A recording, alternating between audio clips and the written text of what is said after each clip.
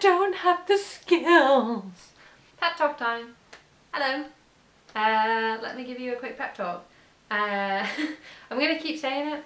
I'm filming all of these videos before I leave this flat, so they're all scheduled and ready to go, so that if I don't have Wi-Fi, I still have YouTube videos for you.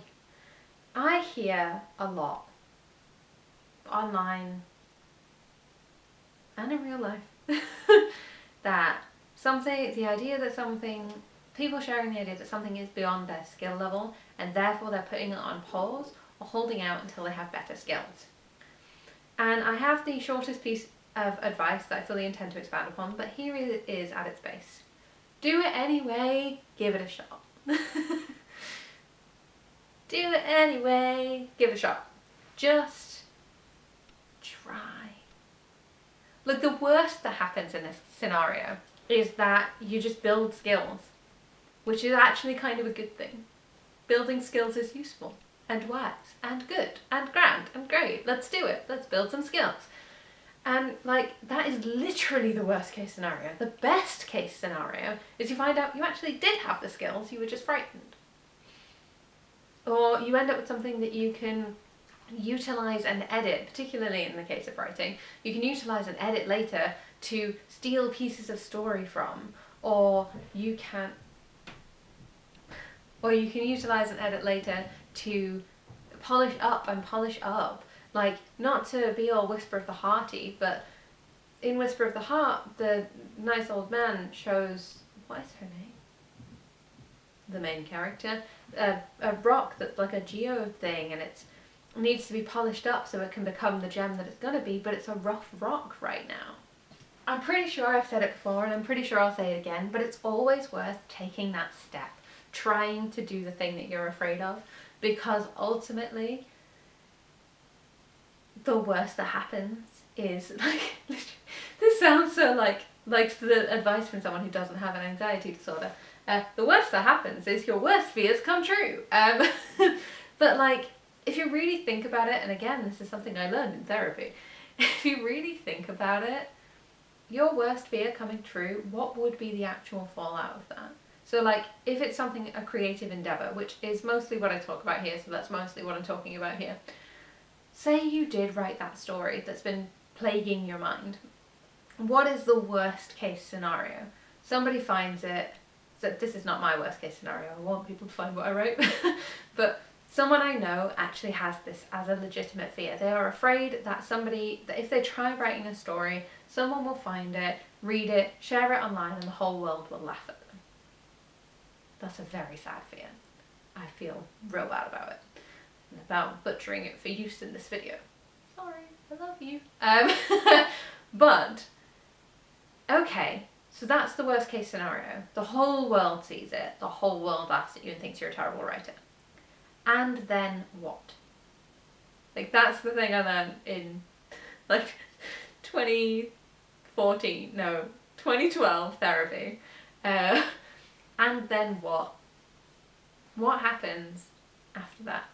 After the whole world has laughed at your silly story that isn't, you know, that you think isn't going to be any good. Then what? What happens from there?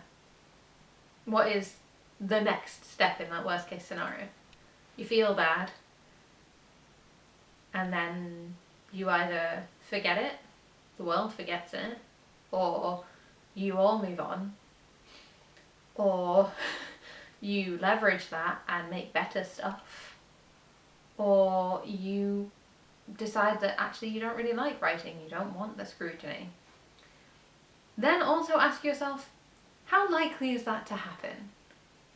And ultimately, if it is quite likely to happen, if you write it in a notebook and you know that your sibling's going to find it and post it on the internet, just once you've written it, you don't have to keep it if you don't want to. You can get rid of it. Mitigate that anxiety by destroying the thing that makes you anxious. Like, obviously that's a bad idea for a lot of situations, but it's like the person who kept fearing that she'd left her curling iron on at home, and instead of having to drive back and go to and end up late for work pretty much every day, she got a heat-proof bucket and put the curling iron in the back of her car. She can't have left it plugged in, it's in the back of her car.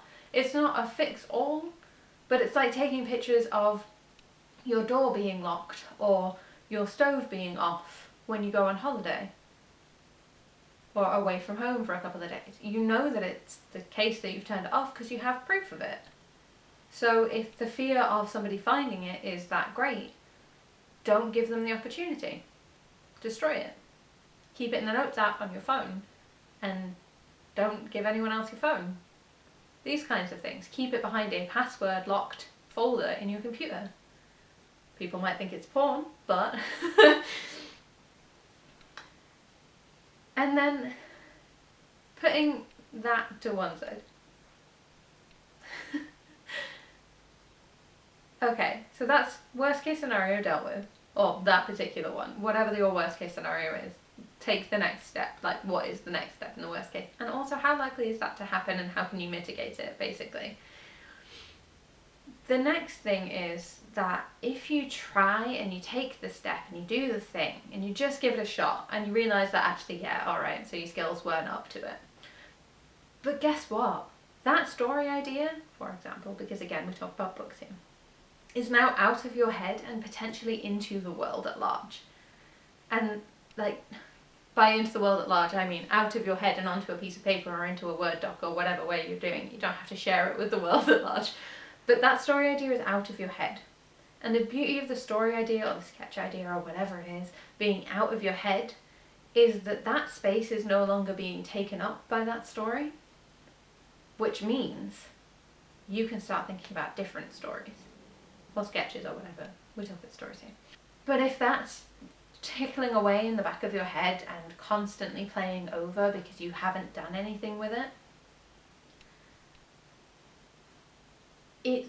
you don't have the space to start thinking out other stuff. I saw somebody's piece of advice on Tumblr the other day. Somebody, yes, because I'm still on Tumblr. So I never left Tumblr. I've been there since 2012, not going anywhere. But somebody said, I haven't written in a while and I'm worried that I'm stupid now and I can't write anymore. I don't like the word stupid, but that's what they said. And somebody else said, and I wish I had saved this so I could tell you their usernames or share the screenshot or whatever, but alas alack, I did not. But it did worm its way into my head in a really nice way. The person replied to them and said, think of it this way. It's like writing, all of your writing comes out of the pipes. And if you haven't cleared the pipes in a while, there's going to be some trash at the bottom of them. There's going to be some sludge. It's going to be some shit. Not literal. But you have to get that out of the way before the good stuff can come through. That's how this works. So okay, maybe there's a build-up of stupid. But ultimately, you've got to get rid of that before you can start doing the good stuff. And this is part of what I do pretty much every time I take a break. Which is twice a year. Woo! Workaholic! I take a break twice a year. I give myself up to 4 weeks of holiday time every year, plus a couple of days dotted here and there, which basically adds up to about 5 weeks of holiday. But I take 2 like big breaks a year. One in July and one in December. So the July one is for my wedding anniversary and the December one is for my birthday in Hogmanay. And at the end of my big breaks, the things I do, I take steps to try and build back into the workflow that I tend to utilise, which includes things like if my first day back from my holiday is going to be a Thursday, 9 times out of 10 I will either write a story, because I share stories every Thursday on Nopoodles.wordpress.com, that's an important piece of information for this story. If my first day back is supposed to be a Thursday, I will either try and write a short story in advance and have that scheduled up ready to go, or a compilation post sometimes, ready to go before I take my holiday. Or if I haven't had the time and opportunity to do that, because life is chaotic and sometimes that happens, I will, like this December gone, like 2022 to 2023, that's a lot of twos. I dislocated my knee in December, so I really was not up to doing stuff in advance. I had to take a lot of time off for that because I could not focus past the pain in my knee. It was the worst. Anyway, if I haven't had the opportunity to do that, I just won't post on that Thursday. I just won't share anything to to nopoodles.wordpress.com on that Thursday, and I'll wait until the next Thursday so that I can ease into it. Same for if it's a Friday. I'll usually not do a YouTube video for that first Friday. I'll usually not do a video for that first Friday if it is very, very close to when I start going back to work, because otherwise I won't be able to ease back into the workflow and get all of the crap that's lodged up in my brain and the times that I haven't been actively focused on work out before I start coming up with the good stuff again. It's the same as if I haven't filmed for a while. It'll usually take me 2 or 3 goes to get through, and the construction begins, to get through any given video, because I haven't got the practice lately. It's like if you take a big break from being on stage, you're going to need to take a little while to get back into what it's like to be on stage. Same with like if you take a break from singing, you have to start lower than you, like less good than you were when you left, because it's been a while. These are all really normal things, and it's the same thing with creative endeavours. If you haven't done it before or you've taken a break, it's going to take you a little while to figure out how the whole thing works. If you've never built a bookshelf before, it's going to take you a minute to figure out how to build a bookshelf.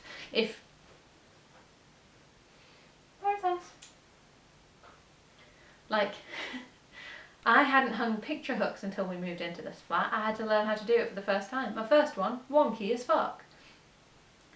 I learned how to use an electric screwdriver on a piece of stage set when I was a teenager, but then I didn't use one for ages. I was really bad at it when I picked it back up. I mean, I was really bad at it when I started out as well. I was not very good. I don't have a lot of, like, I don't know. I was lifting children for a living, for a teenage living, back when I first learned how to use an electric screwdriver, and I still couldn't freaking get the power behind me to like actually hold the screw in place. It was kind of a nightmare. Shredded a lot of screw heads. That's a really normal thing to do when you're learning how to do screws. Like, most people will shred their screw heads when they're learning how to do screws. It's just normal. And yeah, it's the same with everything else. When you first start out, it's going to be hard. Maybe you won't have the skills. If you're trying to do something new and exciting, maybe you won't have the skills. But hey, guess what? I know where it is.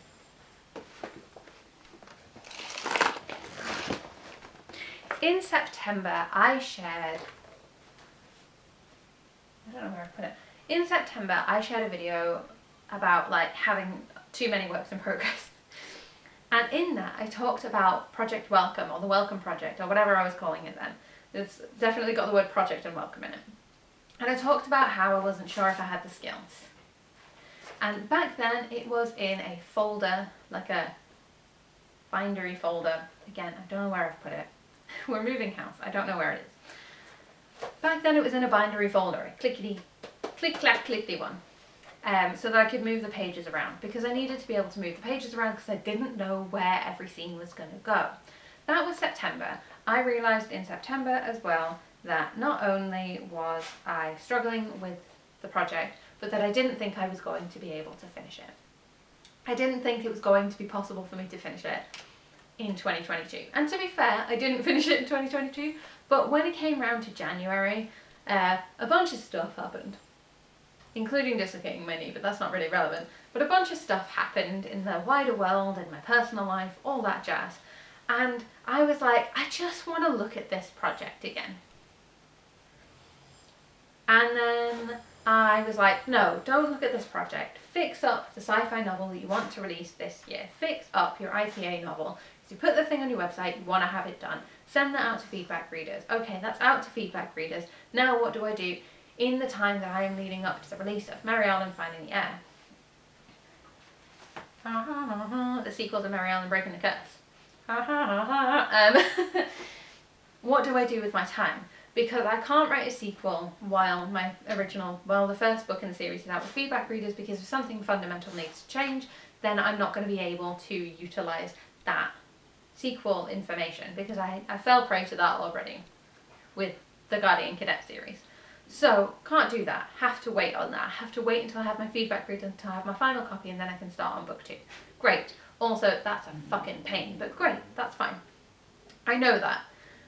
So what can I do in the meantime? Well, I could start a different series, but that seems like a big undertaking. I can look at some of the projects that I've done in the past. Okay, what projects do I have on my computer right now? Look at the Guardian Cadet series. Is there anything else I can add to that?